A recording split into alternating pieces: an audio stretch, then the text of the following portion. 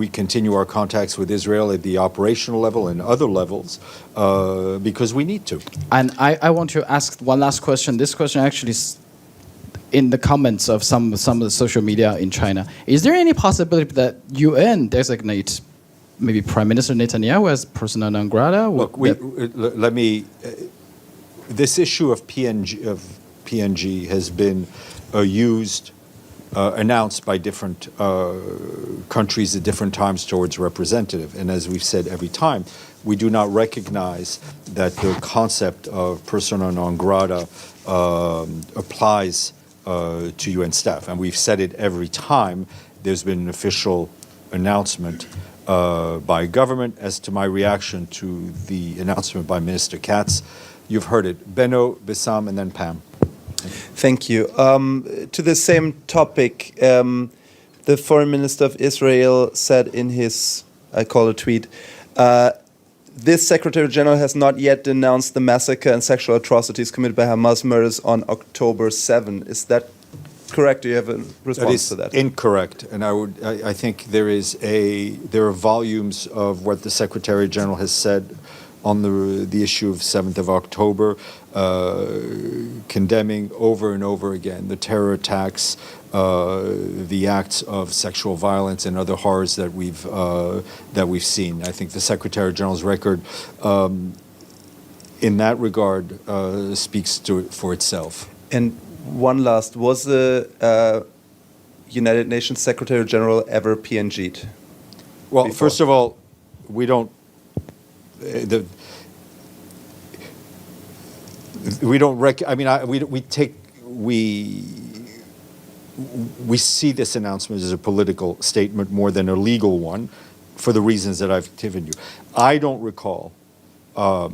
Separate from that, looking back at history, I don't recall in my time here, which is 24 years, this type of announcement being made. There have been times where there have been extremely tense situations between the Secretary General and various member states, but I don't recall this kind of language being used. Bisan. On the same topic, we did hear a lot of ambassadors expressing support. One ambassador that did not mention any support was the U.S. ambassador. Was there any contact between the SG and the U.S. ambassador offline regarding this issue? Not that I'm aware of, but I have no doubt that we continue to enjoy the support of member states. One more question. Yes. Regarding what you just mentioned at the top of your remarks, and the SG mentioned that the SG is wondering about the 1701. Mm-hmm. Can we get a clarification on that? Does the SG think that another resolution should be passed? Is it moot now? No. I think I think it's questioning the commitments of the member states and of the parties to implement that resolution. He's not calling for a new resolution. He was just making, I think, a very clear observation. Pam. Thanks, Steph. You mentioned that the same PNG announcement didn't affect the UN's activities in the world or in Gaza or in Israel.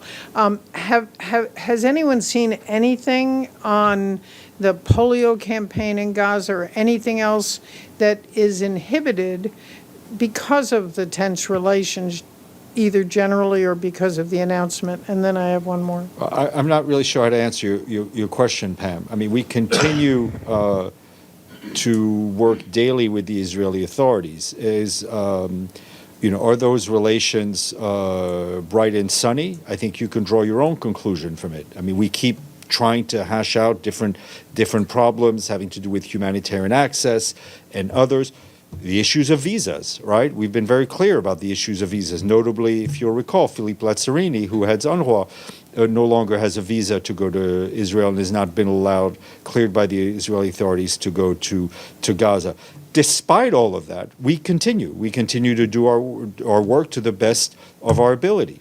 Fethi, I'm sorry, the second part of the question is just, has there been any direct attempt or indirect attempt by you, by the Israeli ambassador here, we know the SG hasn't spoken to the Prime Minister, but have there been any attempts to better the relationship?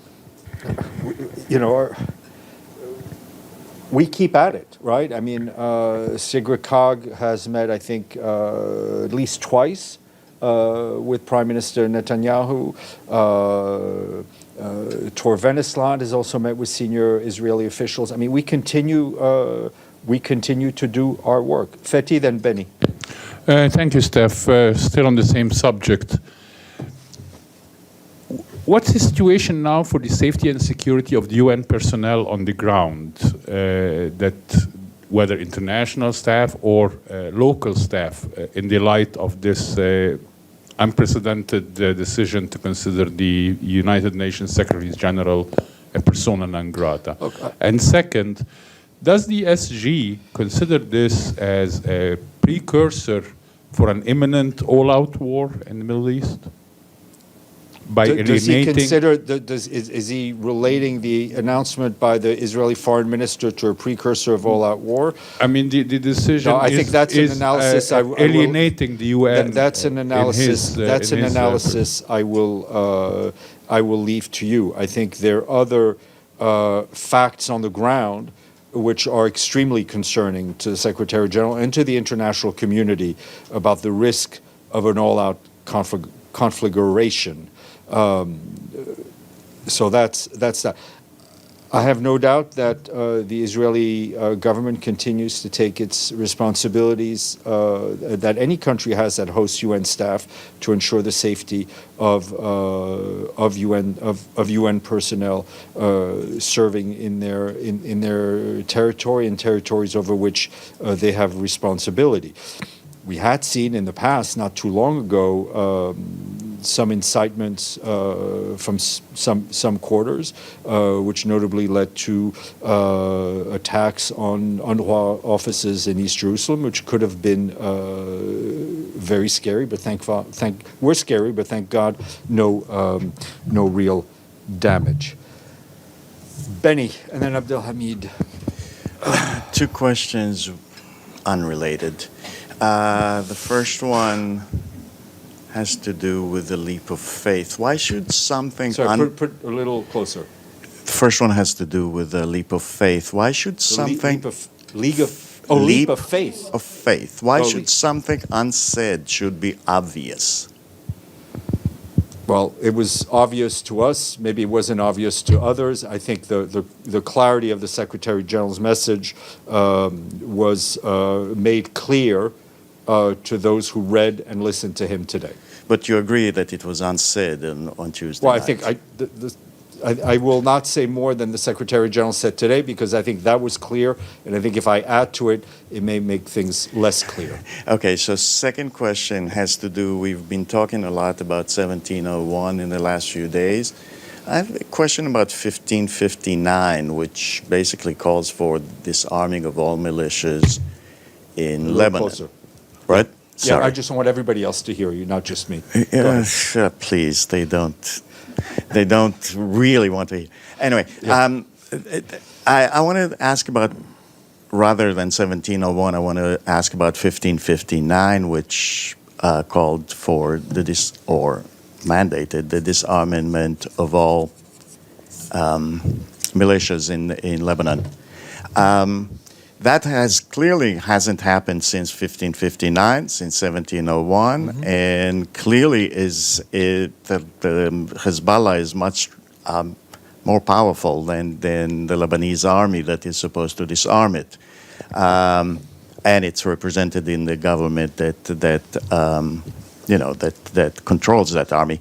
So the question is, why would anyone look at 1701 as a model that should be followed?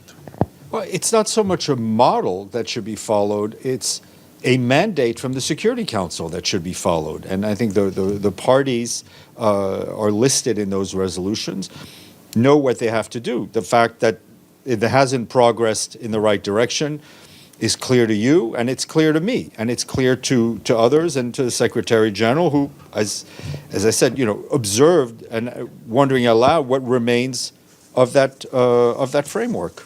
So when you say the parties know what they have to do you include in that Israel's disarming of Hezbollah as dictated by 1701 and 1559? It is about the return of the authority of the state of Lebanon to areas south of the Litani, and the rest of the resolution, I think, is in black and white. No, One I'm last talking one. about 1559, which is not talk about the Litani. It talks about the disarming of all militias, armed militias in Lebanon. That should be done by the state. Abdelhamid. Thank you, Stéphane. I have also a few questions. Could you explain what happened to this Russian journalist that his credentials was convoked? I'm sorry if you explained it before. I didn't explain it to you because I was just made aware of this literally less than 20 minutes ago. I think the issue is being dealt with between the Russian Federation and our colleagues in the Department of Global Communications. Okay. Second question. In the last 24 hours, there were 5 massacres committed in Gaza. 51 was killed, 165 wounded. I ask many times that the killing of Palestinians becoming no news in the noon briefing. How could these? I don't think it's no news. We remain in Gaza. We remain side by side with civilians. As you know, our own staff, which is majority of Palestinians themselves, have suffered alongside the civilians, and we continue to condemn any and all killing of civilians.